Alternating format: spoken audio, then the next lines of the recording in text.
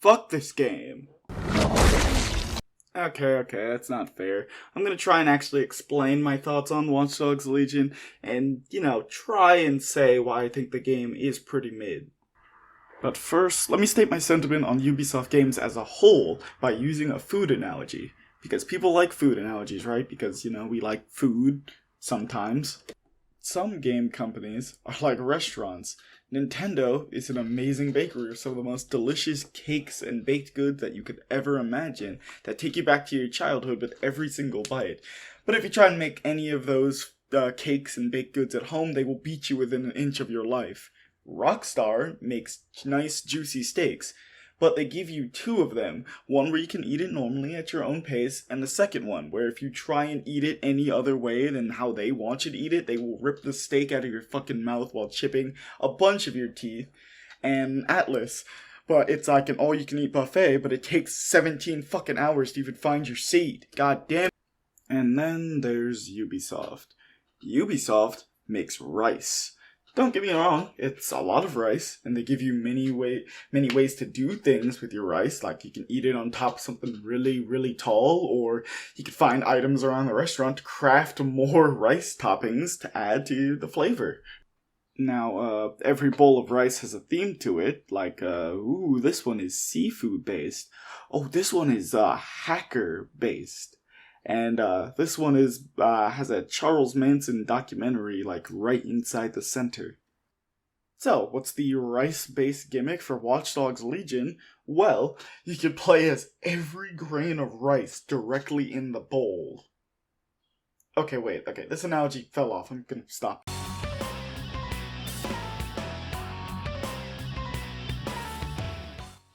Let me start off by saying that I will not go into a full deep dive into this game's story for a couple reasons. One, I haven't beaten the fucking thing unless writing the script and editing takes way too long. Two, the fun of this game is based more on your ability to care about your hacker Tamagotchis that you have. And three, every Ubisoft game is the exact fucking same. Here, you know what? Since this video took me so long, I'm gonna do you guys one better. Here's the plot of every single Ubisoft open world game ever made. You are some guy, girl, group of people. Life is fucked because of the bad guys in your area. The bad guys are bad, but they think they have a point. The funny thing is they never do. You must build up your influence, followers, or resistance in order to stand up to the big guys one fortified compound, resource looting session, and tall building at a time. That's it. That's every Ubisoft open world rice bowl story in a nutshell. So, the whole gimmick of this game is that you can play as everyone, or at least everyone in the playable world space. Almost everybody in the game has traits. Traits are unique attributes that can be either positive or negative to a given character. Some traits are unique to people depending on the background, like hitmen or ex-military can do instant gun execution takedowns, or maybe a construction worker has a construction drone that they can use plus a nail gun, unique stuff like that. Now, there are 162 traits in Watch Dogs Legion. Sounds good, right? Well, 32 of these traits are just summoning vehicles, 8 of these traits are just emotes that have other NPCs give you money, 24 of these traits are non-unique melee weapons and guns that almost anybody can have, 19 of these traits are way too unique and can only be found on super select and special operatives, so that only leaves 79 traits left in the game that actually feel like real traits that a person could have. That's less than half. And with Ubisoft no longer supporting this game, we're stuck with that amount. I genuinely can't tell if it's because of Ubisoft's just laziness or complete lack of creativity, having it been sucked out of all the devs a long time ago, that we're stuck with it, but it is. So either way, as a sign of protest, or, in this game's case, resistance, for the rest of this video, trait ideas that I thought of during my playthrough will show up at the top of the screen. Ooh, what a surprise. Ubisoft Stealth is solid and fun. It's almost like they had several games before this to fine-tune it and make it something actually kind of fun. But yeah, backhanded compliment aside, Stealth is pretty fun. I don't know why, but in Ubisoft games, just clearing out an entire room of enemies on your path to an objective, and then sneaking out without any of the surviving people noticing is just really fun and satisfying, as long as nothing fucks up. But when something does fuck up, enemies will actually try to engage you in a fist fight instead of immediately just fucking gunning you down like an animal. But the melee combat is pretty underwhelming. You will almost always win unless you're fighting more than 2 people, and they really try and make it hard for you, like how running away will usually just result in a punch in the back of the head because enemies will fucking track you like Batman. But in an Arkham game, this is not, even though I'm pretty sure most melee encounters could be won by just perfect dodging and then counter attacking. But undoubtedly the worst aspect is direct combat via gunfights. Now, to immediately confuse you, I'll start out by saying that the shooting has vastly improved since Watch Dogs 2. In Watch Dogs 2 it felt very floaty, but now that floatiness is gone, and enemies react a little bit more when shot, and especially if they're unarmored. Sadly, this means Marcus's cool running gun animations had to be chopped out for more generic ones. Now it's time for the real bad part about gunfights. How much the odds are stacked against you in almost any firefight. Let me list some of the things the enemies can have. Incredibly strong armor by the mid-game. Stronger weapons than you that you can't use. Insane accuracy that genuinely feels like a ring around them, where if you stand in the ring, you're getting hit no matter what, and if you stand out of the ring, you don't get hit. The ability to shoot through glass. Like, there's not even any bullet holes near the glass. They just shoot through it like it doesn't exist. Several drone types that range from Gatling gun drones, electric drones that move really fast, to just drones that explode when they get close to you. Turrets, mobile spider turrets or stationary turrets that both just shred your HP. And some units have on-demand invisibility. And just a general thing, all the AI is smart enough to flank you immediately from the drones to the people. Meanwhile, you, the player, gets the ability to hack somebody's ear really hard to the point where it stuns them. You can just straight up jam their gun. Depending on the operative you brought, you can have a lethal gun, which deals instant headshot damage, if I remember correctly. It either deals instant or it deals a lot. One DedSec power of your choosing, one of which cannot really help you in a fight as much. And, you can't blind fire. That's not really a positive, but it's a very important thing because, you can't fucking blind fire at all because every time you poke out to shoot, you will get shot yourself. Why the fuck can't you fucking blind fire? What the fuck? Oh yeah, and another thing. For some reason, during set sequences, even if you take out the big guy who can call reinforcements in an area, more guys will just spawn for some reason. They'll just spawn and keep fighting you for some reason, even though you specifically, it doesn't matter if you use strategy to take out that big guy first before you could do anything, before you engage anything, because why the fuck would I want a calm end to my firefight, as a reward for thinking ahead, like what this game probably wants me to do. God damn.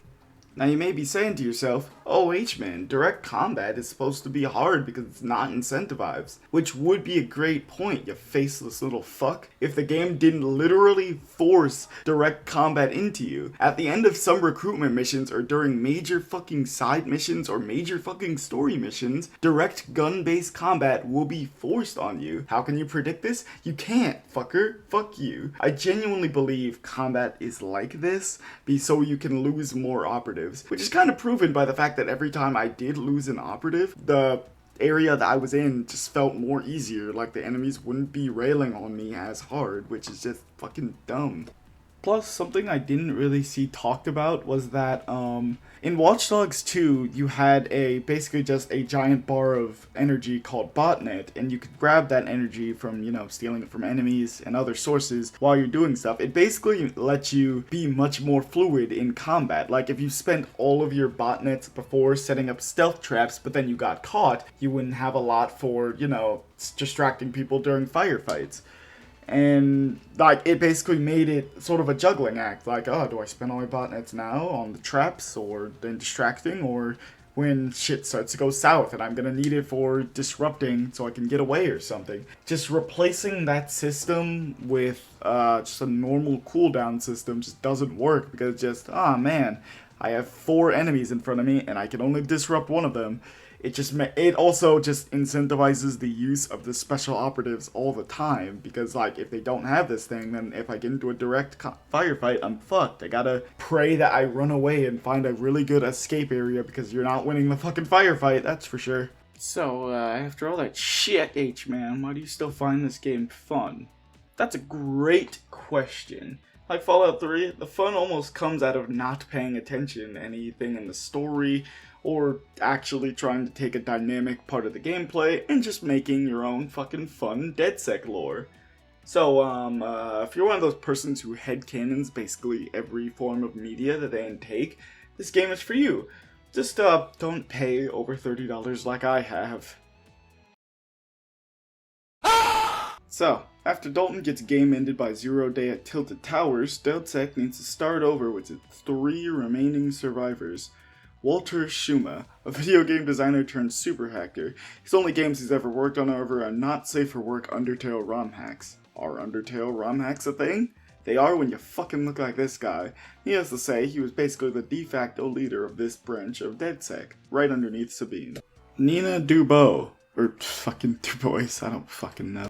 Nina Dubois, a former reality TV star who was removed from the show when the producers found her 89-page manifesto on SMGs and SMG accessories.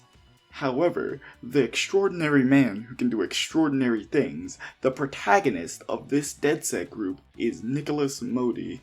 He joined DedSec by complete and utter accident. He didn't even know that he joined until one day he was asked to hack some things. He had to look up how to hack things from WikiHow, but now he is a legend and a gentleman and a scholar. Banker by day, epic gamer hacker by later in the day, and sometimes at night. And when their powers combine, they are able to recruit even more amazing members like Raju Thakar, an 18-year-old who is a privileged money man who is 100% into NFTs. Ken Awan, a fucking legend who talks the talk and suplexes anybody who gets in his way. And look at Randy Orton slithering. Watch out, watch out, watch out, watch out! Colin Wheeler, a man trapped in a midlife crisis and decides to resolve these deep-seated personal issues by sending 65 million teravolts directly into the bloodstream of anybody who gets in his way. Phil Carter, a man who will eventually save the world after he waddles across all of London.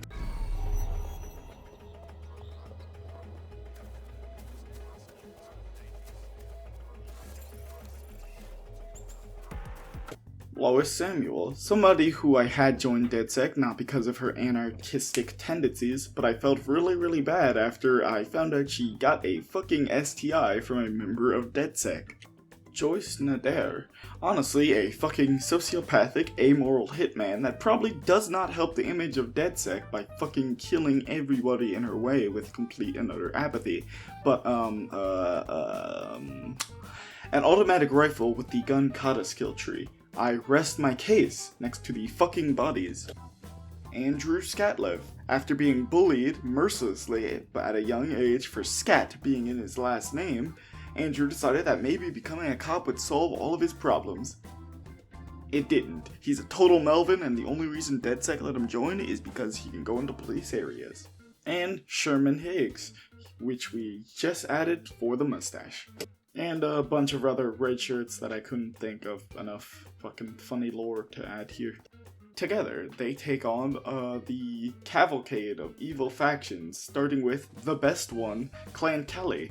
Clan Kelly is the best faction because they are just horrible people. You gonna wash your hands? No, 'cause I'm evil.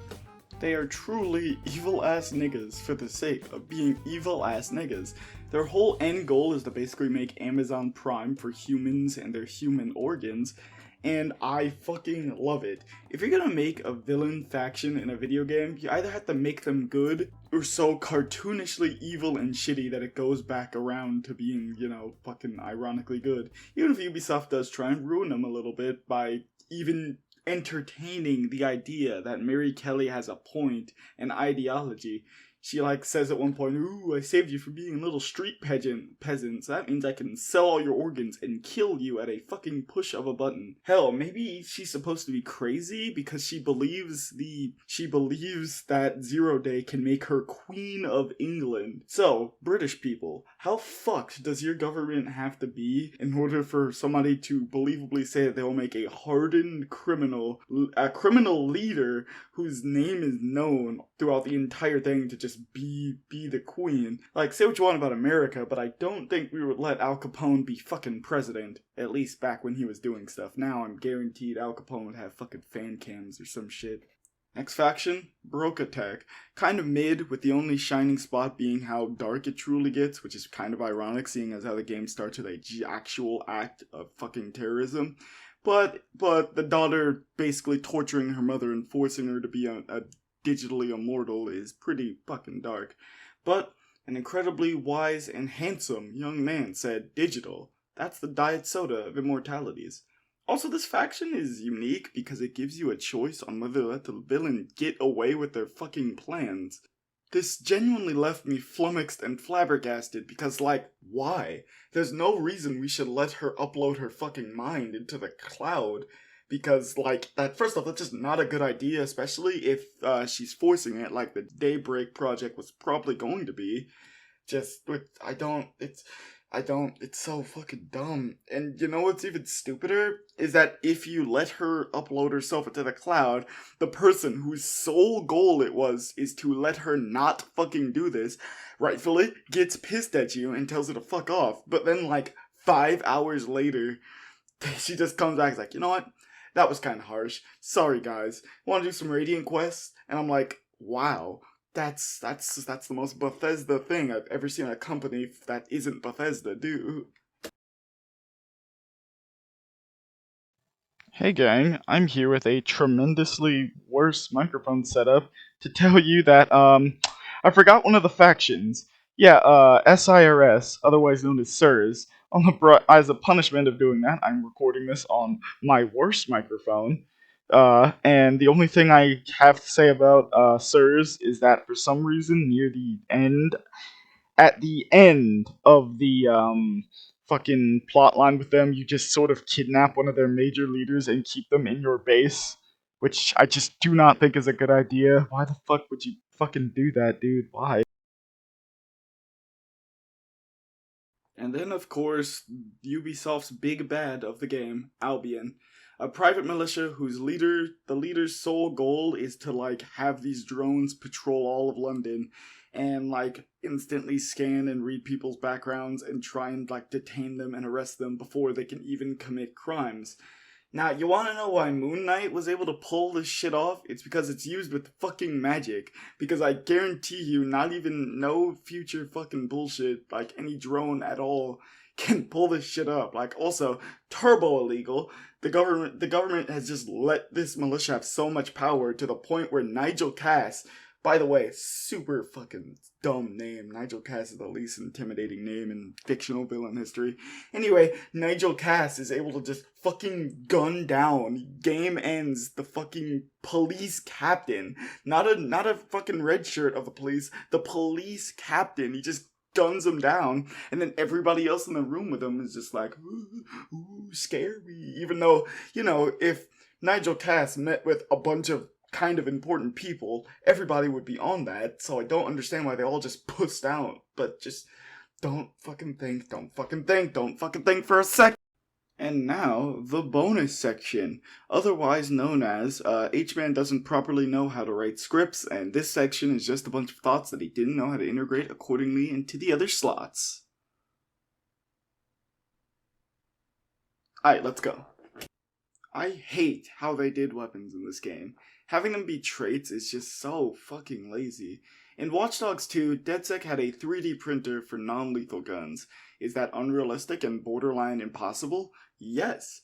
Was it fucking fun? Also yes. The only flaw is that the guns would kinda look like shitty fucking Rage Comets with the same color palette as a Discord E-couple. Watch Dogs Legion could have just expanded on this, but just didn't for some reason. Maybe it's because of the game's lack of weapons. Keep in mind, Watch Dogs Legion has 26 total weapons, and Watch Dogs 2 has 31. which just makes me think, like, why? Even more? Why even more? I don't... Nevertheless, why not just scrap the 4 DedSec weapons in the menu and have all DedSec guns be able to be 3D printed along with a bunch of other ones? Hell, maybe even have another layer of customization by having all DedSec guns have customizable ammo. Like, imagine this, electric rounds that do piss damage against people, but do a lot of damage against electronics and gadgets of any kind. Precision compressed air rounds that do more damage to enemies, even bypassing through some of their armor, but deals like barely any damage to gadgets and other stuff. And then just like regular BB non-lethal rounds and like beanbags for shotguns that deal average damage to all, to like both groups, but deal exceptionally high critical hit damage, but like maybe has like a less ammo count to make it balanced. But then for lethal arms, just give us a normal weapon dealer like every single video game ever. Or, you could just let us pick up our enemies' guns like in Watch Dogs 2, for fuck's sake. And you wanna know what makes it even more infuriating? I didn't get this on a recording, but I started up the game once and fucking Bagley, the robot AI, talked about the 3D printer. Why the fuck would you bring it up if it's not in the fucking game? I don't understand. This game looks pretty good. I've never been to London, thank God. But hey, the game really does capture what I picture London to be like in my head. A little bit of a dreary, cloudy area, but every street's got some history and life to it. So, that's a point for you, British people. Now, forgive me if I'm wrong, but I vividly remember one of the devs saying that some people can be recruited to DedSec by something as simple as buying them a drink from the bar, but that never happens. Everyone in London has something major wrong with their lives, and you are the only person who can fix it. It would have been cooler and more immersive to have simpler goals to fulfill depending on the person, like just buying a drink for some alcoholic guy or going on a shopping spree with some college student. It really doesn't help that there are a lot of repeat recruit missions. Now, truth be told, they try and do something else with this, with the deep profile mechanic, so you can just it helps you basically just find a lead, like something that they're doing that you can help with that isn't like a major mission, like, oh, this guy's been stalking me and eating my cornflakes in my sleep, and then you can just go run him over with your fucking car, and then they'll be like, oh, thanks for that. So yeah, that's something, but I just kind of wish that we got those simpler goals. It would have definitely made the world feel a bit more immersive. But, oh yeah, and another positive thing, my personal favorite thing is when I get a recruited by just complete blind luck. Like, I'll just be driving down, having a fucking huge car chase with Albie, and I'll swerve, and I'll end up fucking crashing the car into some guy's abusive ex-boyfriend, and they'll be like, hey, I want to join the Resistance now. Hey. God, why the fuck does Ubisoft not know how to do, like, good physics in their games yet? I'm not asking for, like, Rockstar levels of good open-world, third-person game physics, but god damn, why does hitting somebody with a car in this game still feel like I'm playing Saints Row 3? The music in the game is alright, but I played with it mostly off for the most time. But there is a fucking KSI track in this game, which made me laugh for a bit. Also, Ubisoft, you're not really helping those British stereotypes, because 7 out of the 10 times you get into a car, the classical radio station is always on. But that made me laugh a bit more. The best character in the game is undoubtedly the AI that helps you do stuff throughout the game, Bagley. And I was wondering why, like, his dialogue was actually really, really good. Apparently, some of his lines were written by fucking Yahtzee from Zero Punctuation. No wonder he seemed to be the only character in the game that had life in him, despite being a fucking robot. Like I mentioned earlier, this game has the audacity to have Radiant quests. Like, I don't understand. Why the fuck did they think that was a good idea? Why the fuck would I want to break into a building that, honestly, you've probably already broken into almost every bad building in this fucking game? So, like, why the fuck would you make Radiant Quest and make me do it more? Who thought that was a good idea? I remember this game on fucking launch, and I remember it was so stingy with money for no reason. Like, it was so hard to get, like, a decent amount of currency, which is so weird because everything you can buy with the game's money is cosmetic. You can only buy clothes, weapon skins, and vehicle paints, and if you buy any of the latter two, I must request that you go back to the Walmart hardware section and taste the various glue that they have there, dog. And in Watch Dogs 2, the money was actually useful, like, because, you know, you could use it for the fucking 3D printer or buying ammo for your guns. Now there's just ammo drops just fucking everywhere. And, oh yeah, I guess you should mention the clothes. The clothes in this game are alright, but there's nothing that will ever match the drip that Marcus could have in Watch Dogs 2 for... God, that nigga was drippy for no reason. I don't know who the fuck Stormzy is, and I genuinely don't care. I think this game really needed more of an in-depth gang system, like a morality or alignment or something.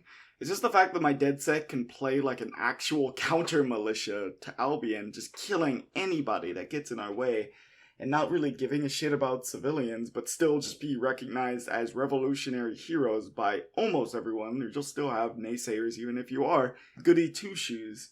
Like, what if someone in DedSec was always strive to have peaceful solutions, and if we didn't try and make a change, they leave, and people who thought like them leave. If they gotten close to other members, they leave with them. Connections don't form between your own fucking crew, which is strange, especially if, like, I think, like, there's only the pre-established connections, so I don't understand why they didn't do that. Like, imagine... if we hired a bunch of Clan Kelly and Albion guys, that should make some of our, you know, the anarchists or something, a bunch of anti-authority people in our DedSec group be like, hey, what the fuck? And maybe our public reputation goes down as well, because, you know, we're hiring a bunch of fucking organ traffickers and fascists. This is gonna sound like a very, very minor compliment, but I do like the overall style and treatment of DedSec as a faction in this game. In Watch Dogs 1, from what I can remember, they were super duper serious, like, type niggas. And in Watch Dogs 2, they went from, Pink Rage Comics, awesome sauce, cool story, bro. fucking slit my, this version of DedSec is in the middle, with a black and red color scheme and combining delinquent imagery, but it's still trying to make a statement instead of being a shitty, outdated meme. However, this game did give me a really big cringe when I read the line, DedSec as fuck. God, that's giving me real bona fide vibes, dog, it hurts. And I know that this is a fucking JoJo reference. Anyway, I think that's it. But H-man, what about the other modes in the game? Alright, listen, I couldn't get my friends to play with me since they didn't care. The Zombies mode is quite literally a joke, and you are playing with your whole asshole if you think I'm spending more money on a game to play a DLC starring a character I don't give a shit about, and the worst character from the main cast of Watch Dogs 2. Despite this review coming off as mostly negative, I'm going to give Watch Dogs Legion a very, very, very generous 5.8 out of 10. I like it for its odd reasons that was not probably intended. But hey, I liked it better than fucking Cyberpunk, if that means anything. Did you know that Watch Dogs manga came out that's set in Tokyo? That sounds like a really cool game idea, but seeing as how this game got a pretty mixed reception, we're probably not getting another Watch Dogs Legion or Watch Dogs game as a whole until probably the next console generation, if we're being honest with ourselves. But hey, maybe if Ubisoft starts putting things in this rice to make it more palatable, then maybe something will turn around. In the meantime, I guess I'll just keep bringing my own seasonings to them. Is this metaphor good yet? Oh yeah, this video is dedicated to Walter because he died in a fucking gunfight because this game's gunfights suck at. Why can't British people blind fire? Hey, what's up guys? Yeah, hey. Just want to say thank you so much for watching this video. If you liked it, like. If you disliked it, what are you gonna do? Dislike the video? Anyway, maybe if I'm not super lazy, this won't be the only video with effort this summer. So, if you guys want to hear more of my brain activity nonsense, follow me on Instagram, linked in my about thing. So, yeah. I hate Ubisoft so much.